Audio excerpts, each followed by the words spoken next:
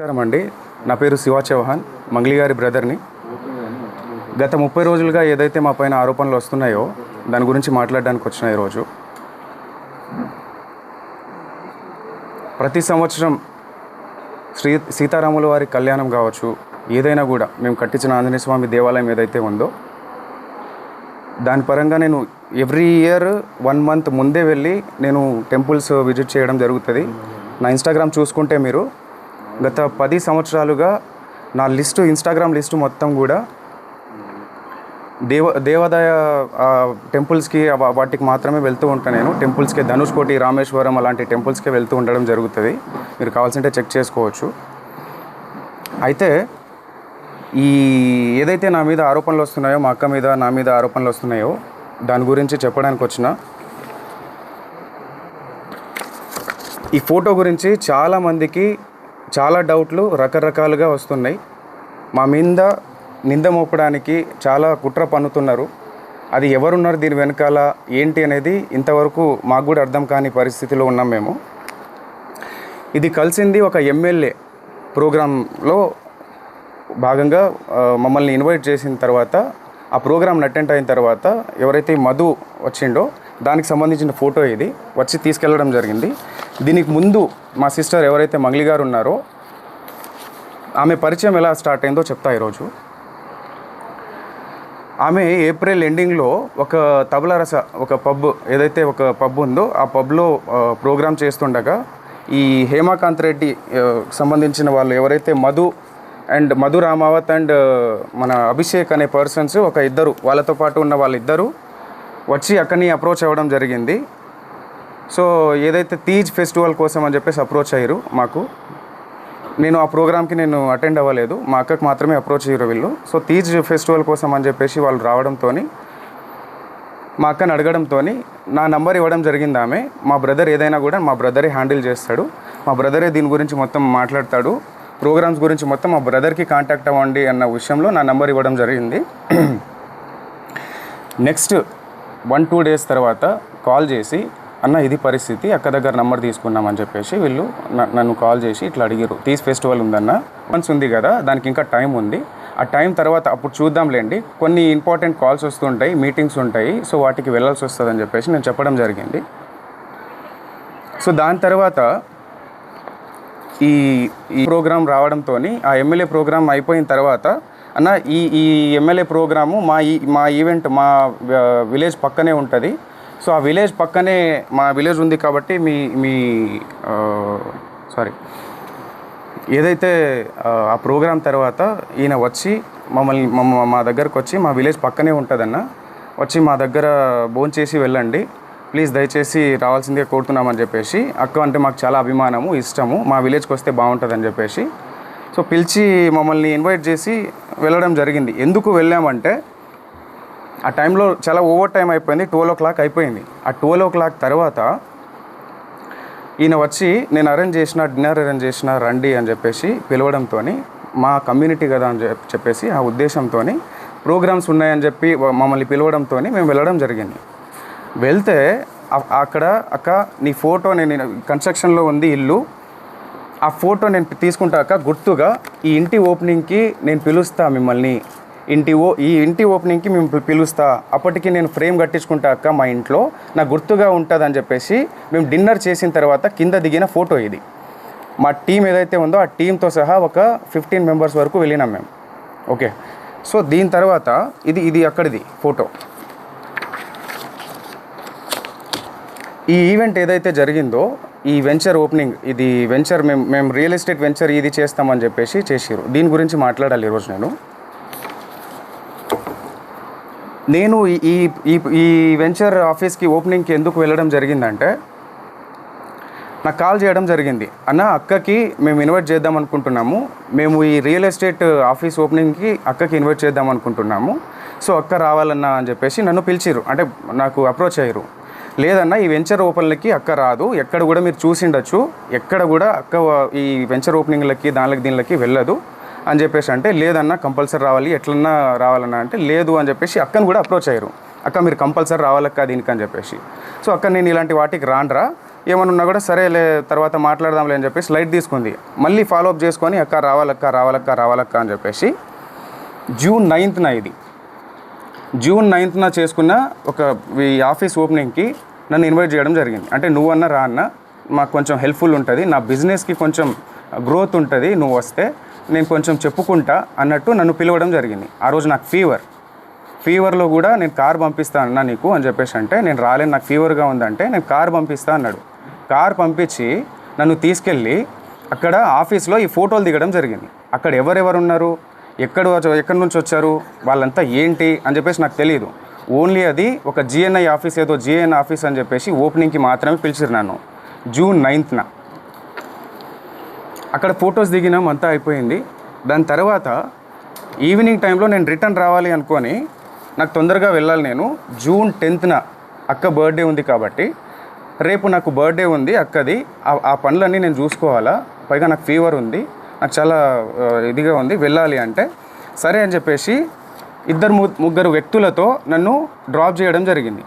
వీళ్ళు కూడా వచ్చారు ఆ రోజు జూన్ 9న నైట్ టైంలో. చాలా లేట్ అవ్వడం జరిగింది ఆ రోజు ఈవినింగ్, లాంగ్ కాబట్టి మేము ఉండే ఏరియా నుంచి వీళ్ళ ఏరియాకి, మల్లేపల్లి గ్రామానికి, సో ఈ ఆఫీస్కి.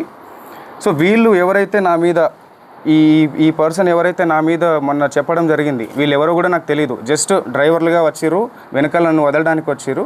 వీళ్ళు వచ్చి నా దగ్గర ఫోటో తీసుకున్న ఫోటో ఇది, మా ఇల్లు బ్యాక్గ్రౌండ్లో, ఇది మా ఇల్లు బ్యాక్గ్రౌండ్, ఇక్కడ ఆఫీస్, ఏదో బ్యాక్గ్రౌండ్లో ఒక ఆఫీస్ ఉంటుంది. సో ఇంటి దగ్గర దిగిన ఫోటోని ఈరోజు ఇన్ని లక్షలు ఇచ్చాము, అన్ని లక్షలు ఇచ్చాము అని చెప్పేసి అబద్ధాల ప్రచారం చేస్తున్నారు ఈరోజు. సో దయచేసి గమనించాలి మీరు, ఇది అక్కడ జరిగిన విషయం. దాని తర్వాత మేలో ఏదైతే ఎమ్మెల్యే ఫంక్షన్ తర్వాత మేలో మేము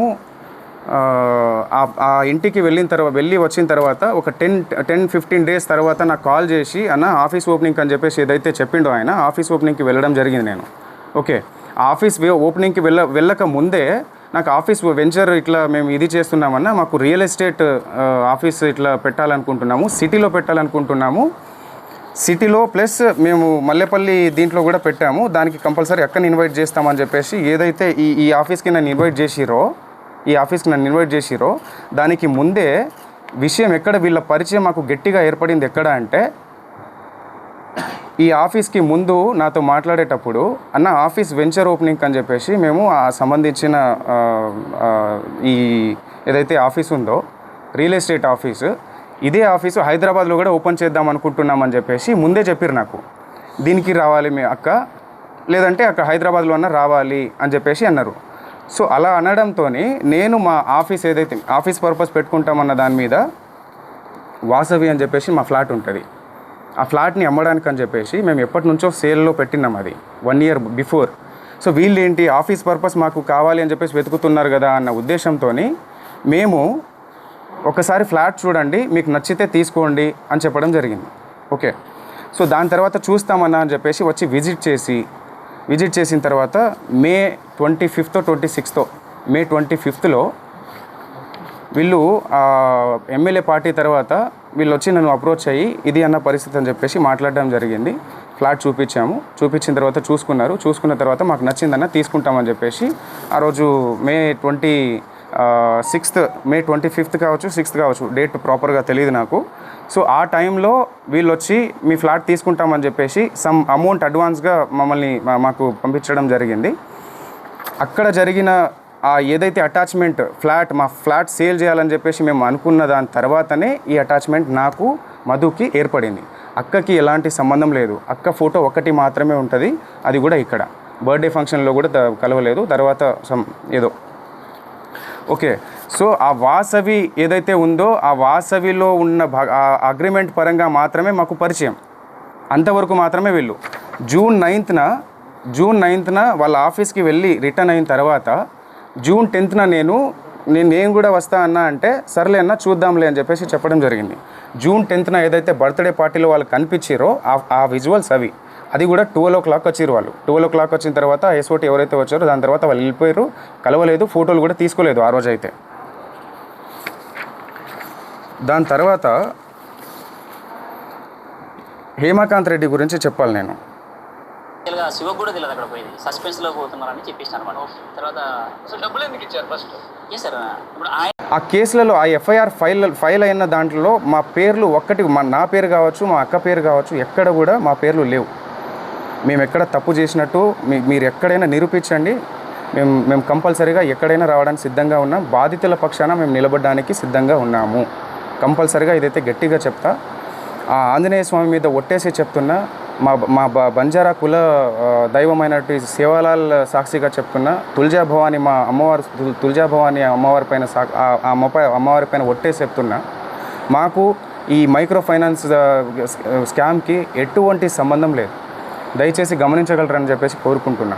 అండ్ ఇంకో విషయం ఏంటంటే, బండి శివ అనే వ్యక్తి వేరు, శివ చౌహాన్ అనే వ్యక్తి వేరు. శివ చౌహాన్ నేను. ఈ బండి శివ అనే పేరుని తీసుకొచ్చి శివ చౌహాన్ అని చెప్పేసి మొత్తం ఈ ట్రోల్స్ ఎందుకు జరుగుతున్నాయో మాకు అర్థం కావట్లేదు.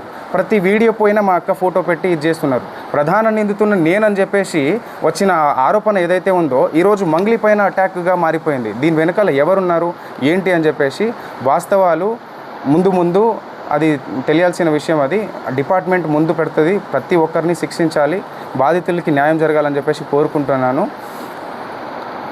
14 ఏళ్ళుగా ఒక్కొక్క మెట్టు ధర్మంగా, ఒక్కొక్క మెట్టు ప్రతి పాట ఒక శక్తిలాగా వచ్చే ఒక పాటని ఆమె ముందుకు తీసుకొస్తూ జనాల్ని అంత ఇదిగా తీసుకొస్తూ అంత ధర్మంగా ప్రతిదీ అంత ముందుకు తీసుకొస్తున్నప్పుడు అలాంటి ఒక్కొక్క మెట్టు పవిత్రంగా ఎక్కిన మెట్టుని బదనం చేయడానికి వీళ్ళు ప్రయత్నిస్తున్నారంటే ఎందుకు ఆరోగ్యంగా మాట్లాడదండి?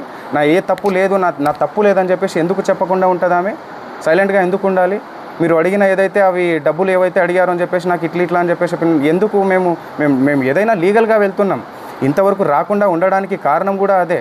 ఈరోజు మమ్మల్ని బదనం చేయాలన్న ఆ ఉద్దేశంతో మీరు ఇంత కుట్ర పన్నుతున్నారే, మీ వెనకాల ఎవరున్నారు? అవన్నీ జరగాల్సిన రీతిలో జరుగుతుంది. ఇవన్నీ మొత్తం క్లీన్ చీట్ వచ్చిన తర్వాత డిపార్ట్మెంట్ పరంగా మేము ఎలా లీగల్గా ఎవరి మీద చర్యలు తీసుకోవాలనేది కూడా తప్పకుండా తీసుకుంటాం. దీంట్లో ఎవరిని వదిలేదైతే లేదు. సో ఇది. అండ్ మీరు ఏదైనా క్వశ్చన్ వేయాలనుకుంటే కూడా వేయచ్చు, తప్పకుండా నేను సమాధానం ఇస్తారు. ఇది ముందు సో వీళ్ళు మమ్మల్ని ఏప్రిల్లో ఒక పబ్లో అక్కని కలిసి నా నంబర్ తీసుకొని ఇట్లా ప్రోగ్రామ్ ఉంది అన్న, ఇట్లా రావాలి, అక్క రావాలి, ఇట్లా ఉంది, మా దగ్గర డబ్బులు చాలా ఉన్నాయి, సో మేము ఎంత అయినా ఇస్తాము, అక్క మాత్రం కంపల్సరీ రావాలన్న ఉద్దేశంతో పిలిచారు. సరే చూద్దామన్న ఉద్దేశంతో చెప్పినాను. తర్వాత వెంటనే ఒక 1 మంత్ తర్వాత ఈ మన ఎమ్మెల్యే ప్రోగ్రామ్ జరిగింది. ఆ ఎమ్మెల్యే ప్రోగ్రాంలో వీళ్ళు అన్న పక్కనే ఉంది మా విలేజ్, అక్కడ మిర్యాలగూడ నుంచి పక్కనే మాకు, సో మీరు రావాల్సిందే అన్న కంపల్సరీగా, డిన్నర్ అరేంజ్ చేసిన నేను, అక్కని తీసుకురా అన్న, అది ఇది అని చెప్పేసి వాళ్ళు రిక్వెస్ట్ చేసి, దాని తర్వాత కూడా అక్క ప్లీజ్ అక్క ఒక్కసారి రాక, నాకు కొంచెం హెల్ప్ఫుల్గా ఉంటుంది అక్క, నువ్వు వస్తే నాకు బిజినెస్ కొంచెం నాకు రన్ అవుతుంది అక్క అన్న ఉద్దేశంతో పిలిచారు. సో సర్లే అని చెప్పేసి, ఎలాగో ప్రోగ్రామ్ వీళ్ళు ఇస్తారు కదా అన్న ఉద్దేశంతో దారిలోనే వెళ్తాం. అక్క ఆ దారి నుంచి ఇట్లా ఆ దారిలో వెళ్ళే దారిలోనే మా ఇల్లు ఉంటుంది. సో ఆ ఇల్లు ఏదైతే ఉందో అది కన్స్ట్రక్షన్లో ఉంది కాబట్టి అది వెళ్ళడం జరిగింది. డిన్నర్ అని చెప్పేసి చెప్పిండు కదా అని మా టీంతో వెళ్ళాం. మా టీంతో వెళ్ళి మేము డిన్నర్ చేసాం. అక్కడ అందరు చేసి కింద వచ్చిన తర్వాత అక్క గుర్తుగా ఉంటుందన్న ఉద్దేశంతో ఒక ఫోటో దిగిరు వాళ్ళు. తర్వాత మేము కలిసిండేది ఇట్లా ఆఫీస్ పర్పస్ అని చెప్పేసి, ఓపెనింగ్ చేసుకోవాలని చెప్పేసి, ఇక్కడ హైదరాబాద్లో కూడా ఒక ఆఫీస్ కావాలి మాకు అని చెప్పేసి చెప్పడంతో, సరే ఫ్లాట్ ఉంది మీరు చూడండి ఒకసారి, మీకు నచ్చితే తీసుకోండి అని చెప్పడం జరిగింది. నేను చూసిరు వాళ్ళు, చూసిన తర్వాత నచ్చిందని చెప్పేసి అగ్రిమెంట్ చేసుకున్నాము. అంతా ఓకే, అంతవరకు ట్రాన్స్ఫర్ చేసిరు. అది అప్పటి నుంచి ఏర్పడిన పరిచయం ఇది.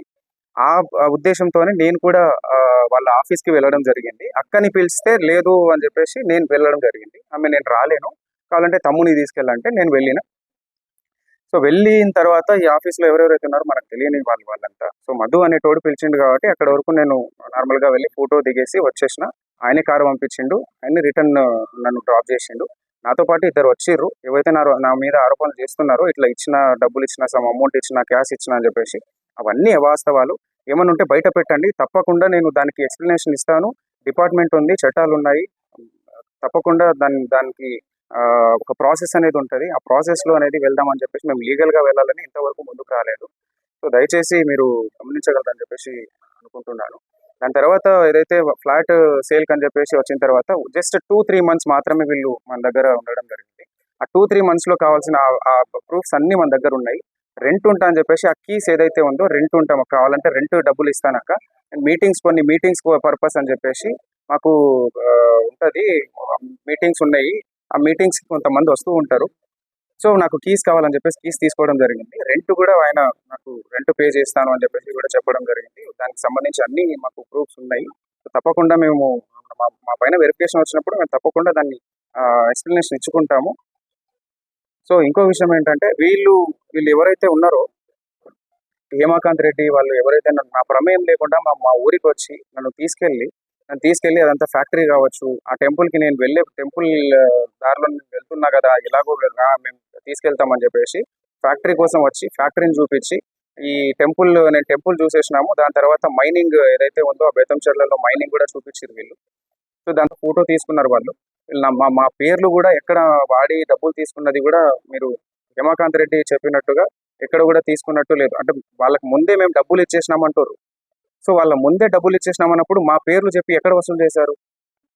ఇవన్నీ అవాస్తవాలు. మా మీద ఏదో కుట్ర జరుగుతుంది, చాలా పెద్ద మొత్తంలో కుట్ర జరుగుతుంది. మా మొత్తం ఏదైతే ఉందో ఈ కుట్ర వెనకాల ఇది వాస్తవాలన్నీ బయట పెట్టాలని చెప్పేసి పోలీస్ శాఖ కోరుతున్నాను. అలాగే ఇది న్యాయం జరగాలి. మేము కూడా ఇందులో బాధితుల కంటే మేము కూడా ఒక బాధితులమే. వాళ్ళు డబ్బులు నష్టపోయారు, మేము పరువు నష్టపోయినాం. ఇది ఎప్పటి నుంచో ఒక 14 సంవత్సరాల నుంచి ఒక్కొక్క మెట్టు వచ్చి ఎంతో కష్టపడి తీసుకొచ్చిన పేరు ఇది. ఆ పేరుని బదనం చేయాలని చెప్పేసి ఈరోజు ఆరోగ్యంగా మాట్లాడుకుంటే తప్పు చేయనప్పుడు ధర్మంగా నీతి నిజాయితీగా ఉన్నప్పుడు ఎందుకు ఆరోగ్యంగా మాట్లాడదు? నా తప్పు ఏది లేదండి అని చెప్పినా కూడా ఆయన సుబ్బారావు అడ్వకేట్ అనే వ్యక్తి ఇలాగా ముందుకెళ్ళి మీడియాలో ప్రచారం చేయడం ఎంతవరకు కరెక్ట్? ఇది ఎంతవరకు కరెక్ట్? ఆమె బదనం చేస్తున్నప్పుడే కదా ఇదంతా ఆమె చెయ్యకండి, ఇదంతా తప్పు, ఇది కావాలంటే వెరిఫికేషన్ చేసుకోండి, మీరు పోలీస్ శాఖలు ఉన్నాయి, చట్టం ఉంది, మీరు అడ్వకేటే కదా, మీరు వెళ్ళి విచారించుకోండి, విచారించుకున్న తర్వాత మీరు మీడియాలోకి వెళ్ళండి అని చెప్పినా కూడా లేదు, అది నువ్వు ఫోటోలు ఉన్నాయి, మీ తమ్ముడు ఉన్నాడు ఇక్కడ అని చెప్పేసి చెప్పడం ఎంతవరకు కరెక్ట్? పోలీస్ శాఖ మొత్తం డిపార్ట్మెంట్ కావచ్చు, ఇంకోరు విచారణ చేయకముందే ఇన్ని ఆరోపణలు మా పైన కుట్ర పన్నినట్టు కాదా? ఇదంతా మా వెనకాల కుట్ర చేస్తున్నట్టు కాదా? మీకు అనిపించట్లేదు? ఒక్కసారి ఆలోచించాల్సిందిగా కోరుతున్నాం. అవన్నీ అవాస్తవాలు. ఏవైనా కూడా ముందు పెట్టమని చెప్పండి. కేవలం ఫోటోలు చూపించి ఒక సెలబ్రిటీ స్థాయిలో ఉన్న వాళ్ళు చాలా మందితో దిగుతారు, 100 మందితో దిగుతారు. ఆ ఫోటోలు తీసుకొచ్చి ఇవి చేయడం ఎంతవరకు కరెక్ట్? ఒక్క ఆధారం కూడా ఈ 100 ఎఫ్ఐఆర్లు అయిన దాంట్లో ఒక్క పేరు కూడా మా పేరు లేదు, ఒక్క కేసులో కూడా మా పేరు లేదు. ఈరోజు సుబ్బారావు అడ్వకేట్ అనే వ్యక్తి ఏ కేసు లేకుండా, ఏ ఆధారాలు లేకుండా కేవలం ఆరోగ్యంగా మాట్లాడింది, కేవలం నన్ను ఇబ్బంది పెట్టింది, నన్ను ఇట్లా మాట్లాడింది, ఆమె ఇలా మాట్లాడింది, ఆమె వ్యక్తిత్వం కరెక్ట్ కాదు అని చెప్పడానికి ఆయన ఎవరు? ఆయన ఏదైనా లీగల్గా వెళ్ళాలి, కానీ ఒక అడ్వకేట్ లీగల్గా వెళ్ళాలి, చట్టం ద్వారా వెళ్ళాలి. ఏదైనా కోర్టులు ఉన్నాయి, పోలీస్ శాఖలు ఉన్నాయి, వ్యవస్థలు ఉన్నాయి. ఎందుకు ఇవన్నీ ఈ ప్రాసెస్లో మీడియాలో ఇప్పటికీ స్టిల్ ఈ రోజు కూడా ఆయన వెళ్ళి మీడియాలో ప్రచారం చేయడం జరుగుతుంది. సో ఇవన్నీ మా మీద కుట్ర జరుగుతున్న ప్రాసెస్ అది. సో ఇది జనాలు గుర్తించాల్సిందిగా కోరుతున్నాము. దయచేసి మీడియా మిత్రులు కూడా నేను చెప్పడం ఒకటే, అందరికీ మీరే వాస్తవాలు మీరే బయట పెట్టాలి. సో ఇది కంపల్సరీగా ఇది అయిపోయిన తర్వాత, క్లీన్ షీట్ వచ్చిన తర్వాత, మా తప్పు ఏది లేదు అని చెప్పేసి తెలిసిన తర్వాత దీని మీద తప్పకుండా యాక్షన్ తీసుకుంటాం. ఎవరెవరైతే మా పేరుని నష్టం కలిగించారో తప్పకుండా మేము దానిపైన చర్యలు తీసుకుంటాం.